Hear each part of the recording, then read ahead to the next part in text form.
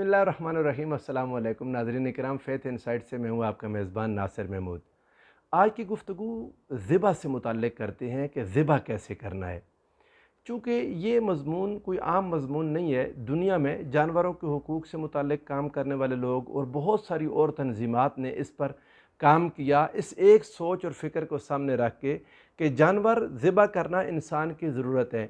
जैसे इंसान दरख्त काटता है अपनी ज़रूरत के लिए, ऐसे अपनी ज़रूरत के लिए कोई जानवर जिन्हें अल्लाह ने हलाल किया उन्हें ज़िबा करता है।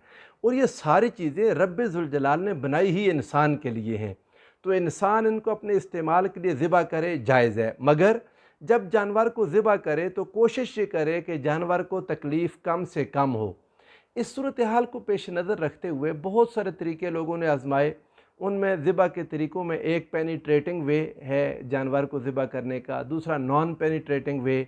और पेनिट्रेटिंग वे में ये कि बुलेट उसके सर पर मार दी, दूसरे में यानी किसी तरीके से उनका कॉन्सेप्ट ये था कि फ़ौरन बेहोश कर दिया जाए और उसके बाद उसके गले पर छुरी फेर के उसका खून निकाल लिया जाए।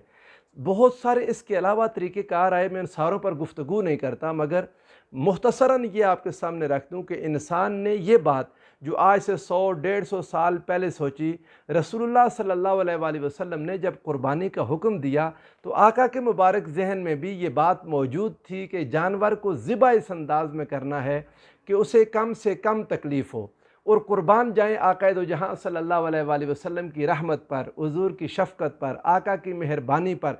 जानवरों के ज़िबा करने के लिए भी वो तरीक़ाकार अता फ़रमाया कि आज तक लोग जितने तरीके एडॉप्ट कर चुके हैं, जितने तरीके लोगों ने इख्तियार किए हैं, साइंस ने साबित किया कि सबसे कम तकलीफ़ देने वाला तरीका वही है जो रसूलुल्लाह सल्लल्लाहु अलैहि वसल्लम ने अता किया। अगर उससे कोई कम तकलीफ़ वाला तरीका किसी ने या उतनी ही तकलीफ़ वाला तरीका किसी ने ईजाद कर भी लिया तो साबित ये हुआ कि उस तरीके से हासिल होने वाला गोश्त इंसानों के लिए नुकसानदेह है।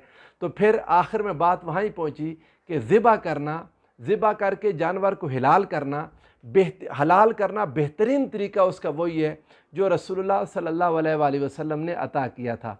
अब आएँ देखें आका ने ज़िबा के हवाले से क्या हुक्म दिया। हुज़ूर सरवरे दो आलम सल्लल्लाहु अलैहि वसल्लम ने इरशाद फरमाया, ये रिवायत सही मुस्लिम में और सुनन तिरमिज़ी में है।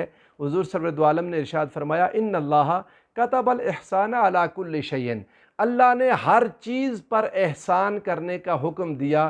फ़इज़ा क़तलतुम फ़अहसिनुल क़ित्ला, आका ने इरशाद फरमाया जब कत्ल करो जिहाद में, जब किसी काफिर को भी, फरमाया उसमें भी एहसान करो। और फरमाया वइज़ा ज़बहतुम फ़अहसिनुज़्ज़िब्हा, और जब ज़िबा करने लगो तो एहसान करो, अच्छे तरीके से ज़िबा करो।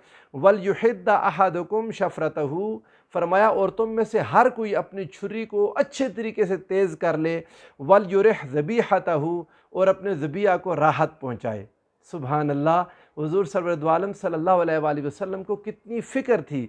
क्यों, मेरे आका इन जानवरों के लिए भी नबी थे। ये जानवर ज़िबा के जानवर भी और दूसरे जानवर रसूलुल्लाह सल्लल्लाहु अलैहि वसल्लम को अपना नबी मानते हैं कि आका कायनात की या अय्युहन्नासु इन्नी रसूलुल्लाहि इलैकुम जमिया, मेरे मुस्तफ़ा करीम सल्लल्लाहु अलैहि वसल्लम इस सारी कायनात के लिए अल्लाह के नबी हैं, अल्लाह के रसूल हैं। ये जानवर भी हुज़ूर की उम्मत में आते थे, आका ने इनके लिए भी रहम का हुक्म दिया। हुज़ूर सरवरे दो आलम सल्लल्लाहु अलैहि वसल्लम के अहकाम का अगर ख़ुलासा आपके सामने रखूँ तो कोई चीज़ें ज़िबा करने से पहले नोट कर लें। सबसे पहली चीज़ कि तेज़ आला हो जिसके साथ ज़िबा करना है, और फिर उस आले को, छुरी को, ज़िबा करने वाले असलहे को जानवर के सामने, जानवर को लेटाकर उसको तेज़ करना शुरू कर देना, इसकी कतई इजाज़त नहीं है। हुज़ूर नबी करीम सल्लल्लाहु अलैहि वसल्लम के सामने एक शख्स ने जानवर को लेटाया और छुरी तेज़ करना शुरू कर दी तो आका ने उसे डांटा। हज़रत इब्न अब्बास की रिवायत है, हुज़ूर नबी करीम सल्लल्लाहु अलैहि वसल्लम ने फरमाया उसे एक से ज़्यादा बार मारना चाहते हो, इसे लिटाने से पहले छुरी क्यों नहीं तेज़ कर ली थी। हुज़ूर अलैहिस्सलाम ने उसको मना फरमाया। इसी तरह दूसरी चीज़ ये कि ज़िबा को तूल न दे। ये ऐसा शख्स ज़िबा करने लगे जिसके अपने हाथ काँप रहे हों, उसको इजाज़त नहीं है। ज़िबा करने वाला शख्स वो जिसके हाथ में ताकत हो और उसकी छुरी तेज़ हो, वो तेज़ी के साथ उसके गर्दन पर छुरी फेर दे। क्यों कि पहले 3 सेकंड के अंदर अंदर जानवर का, उसकी यानी आप यूँ कह लें कि उसके दिमाग और दिल का रिश्ता इस तरह कट जाता है کہ اس کو تکلیف کا احساس نہیں ہوتا۔ جانور تکلیف کے احساس سے آزاد ہو جاتا ہے اور پہلے 10 سیکنڈ کے اندر 50 سے 60% خون جانور کا نکل جاتا ہے، اور وہ اندر جمع نہ ہونے کی وجہ سے وہ خون بھی انسان کے لیے، اس کا گوشت بھی انسان کے لیے نفع بخش ہوتا ہے۔ اس لیے ذبح کو زیادہ طویل نہ کرے۔